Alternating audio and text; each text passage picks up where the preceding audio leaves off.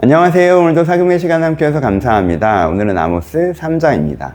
3장에서는 그들이 가지고 있었던 잘못된 신앙관에 대해 비판하시는 내용이 나와 있습니다. 그들은 면죄부의 신앙관을 가지고 있었어요. 내가 하나님의 사람이야. 그래서 내가 잘못 살고 함부로 살아도 하나님께서 그냥 잘해줄 거야. 내가 하나님한테만 잘하면 하나님 죄송해요. 하나님 제가 예배 드릴게요. 그렇게 하면서 하나님한테만 잘하면서 내가 세상 사람들이랑 똑같이 살아도 불의한 방식으로 살아도 결과가 좋을 거야. 이게 그들이 가지고 있었던 면죄부의 신앙관이었죠. 이게 틀렸다라고 아모스는 굉장히 강조하고 있습니다. 내용을 살펴볼까요? 처음에 단락에서는 선택받은 의미에 대해서 다시 설명하죠. 그래, 너희들은 이집트에서 건져낸 하나님의 특별한 백성이지. 그러면 너희에 대해서 하나님께서 막 살아도 그래 네 맘대로 살아라고 하시겠니? 막 살면 이 귀한 백성들이 이렇게 되고 있어? 내가 어떻게 책망을 하더라도 얘들이 선한 사람이 될 수 있도록 지켜주고 가르쳐줘야지? 이렇게 하시겠니? 라고 얘기하는 거죠. 그래서 너희들이 이집트에서 구원한 특별한 백성이기 때문에 더 큰, 더 엄격한 심판을 받게 될 것이다 라고 얘기하시는 것이 첫 번째 단락입니다. 그러면서 그들의 잘못된 생각을 비판하시는 본격적인 내용 두 번째 단락이 나와 있죠. 하나님과 뜻이 같지 않으면 함께 걸을 수가 없다라는 문장으로 시작해요. 그렇죠? 뜻이 같지 않으면 함께 걸을 수가 없다. 목적지가 같아야 둘이 같이 걸어갈 거 아니야. 이 사람은 여기로 가려고 하고 이 사람은 여기로 가려고 해. 근데 둘이 같이 걸을 수가 있니? 하나님께서는 너희를 하나님의 아름다운 선하고 아름다운 공동체, 선하고 아름다운 사람으로 만들고자 하셔. 근데 너희는 너만 잘났고 너만 재밌고 너만 신나는 삶을 살려고 해. 어떻게 같이 가겠어? 근데 너희들은 나는 이 방향으로 갔는데도 하나님과 내가 같이 간다. 하나님께 날 도와준다. 하나님께 날 지켜준다고 생각해. 아니야.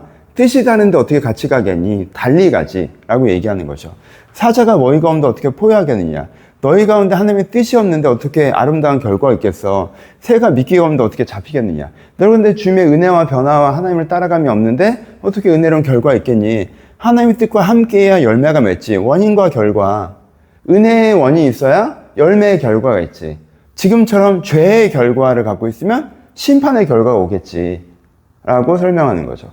그를 갖고 있는 나는 못되게 살아도 하나님을 믿으니까 결과가 좋을 거다.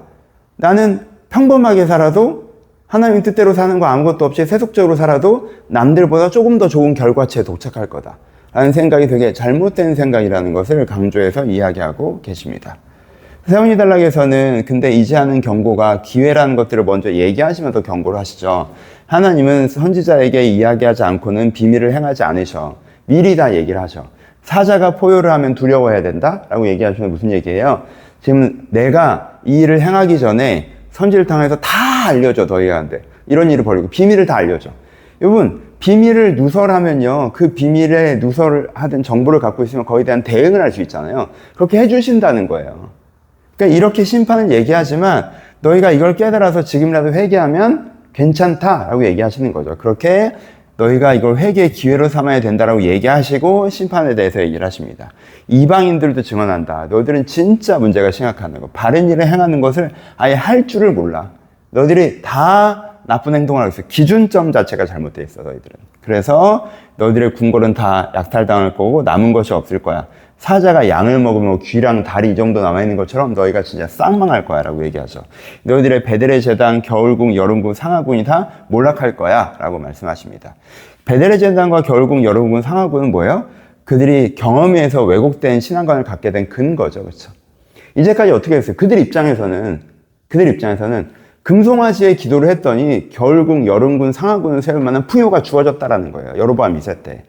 하나님께서는 미리 은혜를 주시고 좋은 삶을 살려로 그를 권면하신 거지만 그들은 그걸 어떻게 해석했어요? 금송아지한테 기도했더니 결과가 좋더라 라는 그들의 자만의 이유가 됐던 거죠. 이게 무너져 내릴 것이다 라고 얘기하시는 것이 네 번째 단락의 마지막 부분입니다. 묵상하면서 적용해보죠. 포인트를 다시 한번 잡아보면 여러분, 무조건적인 사랑에 대해서 우리가 잘못된 생각을 갖고 있는 게 뭐예요? 여러분, 이런 사랑관 자체를 바꾸셔야 돼요. 그래야지 하나님에 대해서 오해하지 않죠. 우리가 가끔 나를 진짜 사랑하는 건 내가 내 멋대로 하고 내 마음대로 해도 다 나한테 맞춰주고 품어주고 위해주고 한결같이 대해주고 뭐 이런 게 참 사랑이야 라고 생각하고 있잖아요. 그럼 나에게 사랑의 정의가 이러잖아? 그래서 나는 가장 사랑하는 사람을 그냥 가장 함부로 대. 내 멋대로 대. 내가 다 결정해. 내 뜻대로 해. 그럼 그 사람이 다 나한테 맞춰서 따라와. 이렇게 사랑받는다. 이렇게 사랑을 정의하고 있으면 하나님한테도 그걸 바라는 거지. 여러분, 그건 사랑이 아니에요. 사랑은 뭐예요? 하나님과 내가 같은 뜻을 품고 함께 나아가는 거예요. 여러분, 진짜 사랑하는 두 사람은 어떤 사람이에요?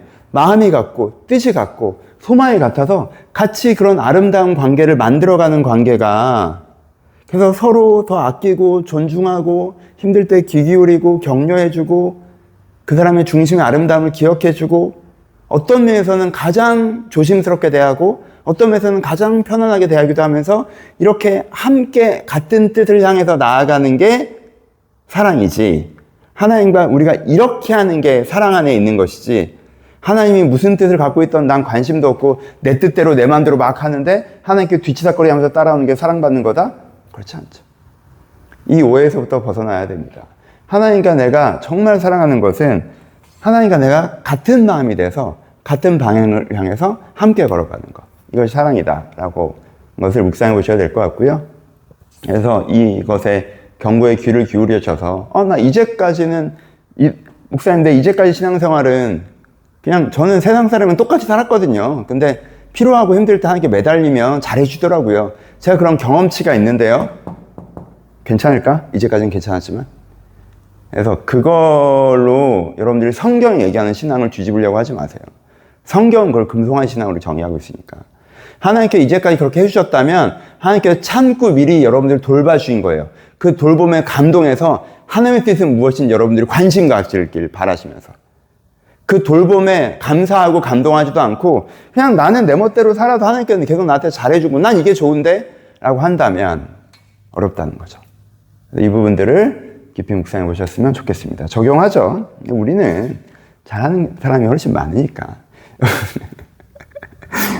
그렇잖아요, 여러분. 가끔 그렇잖아요. 제가 이제 사금하다 보면 본문을 강의하니까 마치 여러분들이 아모스 설교를 듣는 북이스라엘인 것처럼 제가 얘기할 때가 많이 있는데, 여러분들이 아모스 설교를 듣는 북이스라엘 같지는 않고 여러분들 안에 하나님이 주신 은혜의 선량함이 있다고 제가 알고 있기 때문에 요통과 요통이 조금 달라야 된다라고 생각합니다. 두 사람이 뜻이 같지 아니하면 이라고 표현되어 있지만 오늘 이 구절을 좀 많이 묵상하고 많이 적용해보고 싶었어요. 이걸 거꾸로 해봐요. 두 사람이 뜻이 같으면 함께 걷는다라는 거죠. 이 말씀이 참 좋지 않은가요? 하나님과 여러분들이 같은 뜻을 갖고 계시면요, 여러분 지금 하나님과 함께 걷고 계신 거예요. 하나님께 여러분들 어떤 마음을 주셨어요? 그 마음을 붙잡고 여러분들이 일터에 있고 가정에 있고 하나님께서 이 일에, 이 가정에, 내 하루에 이런 마음으로 살라고 하셨지, 내가 그것을 다른 감정과 상황들이 있더라도 딱 붙잡고 걸어가고 계세요? 하나님과 걷고 계신 거예요. 되게 좋을 거예요.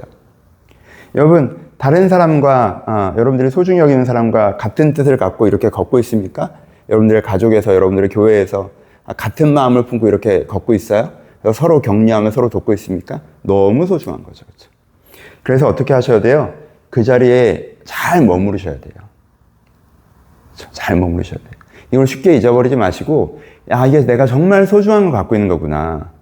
우리가 중요한 마음을 품고 걸어가다가도 일상이 조금 분주해지거나 내가 좀 편안해지거나 하면은 내가 그것을 싹 잊어버릴 때가 있잖아요. 그러지 말고 오늘 다시 한번 기억하세요. 하나님이 나한테 이런 마음을 주셨지. 그게 하나님의 뜻이지. 나에게 그 마음을 주셨어. 내가 이 마음을 갖고 오늘 하루를 살아가고 이 삶을 살아가는 거지, 이 텀을 살아가는 거지. 이거 정말 소중하다. 저 사람과 내가 이런 중심을 나눴어. 이거 내가 잊어버리지 말아야지. 이걸 잘 지켜가야지. 이렇게 할 때 우리의 관계 속에, 우리의 신앙 속에 그 뜻이 온전히 이루어질 것입니다. 여러분, 같은 뜻을 갖고 함께 걸어간다는 걸 얼마나 아름다운 것입니까? 하나님과 여러분들이 함께 이렇게 걷고 계시다면, 소중한 사람들과 믿음의 동역자들과 이렇게 함께하고 계시다면 그것들을 소중히 여겨서 그것이 이루어지는 것까지 우리가 잘 도착했으면 좋겠습니다. 좋은 아침입니다. 오늘도 좀 어떤 면에서는 선지서를 이렇게 흘러가면 좀 구절이 좀 부정적이니까 아침부터 이렇게 읽기에 여러분들이 막 은혜롭지 않을까봐 이게 스티적인 의미도 있는데, 근데 선지서가 되게 잘못하고 있는 사람들을 지적한다고 해서 꼭 여러분들이 잘못하고 있다는 뜻은 아니니까 한 번 더 입체적으로 잘못하고 있다면 반성하시고요. 내가 잘하고 있다면 하나님과 같은 뜻으로 함께 걸어가는 게 얼마나 아름다운지 다시 한번 마음에 깊이 새기시면서 기뻐하시면서 그 마음을 다시 한번 여러분 마음에 뿌리 내리시면서 오늘 하루 시작해 보셨으면 좋겠습니다. 감사합니다.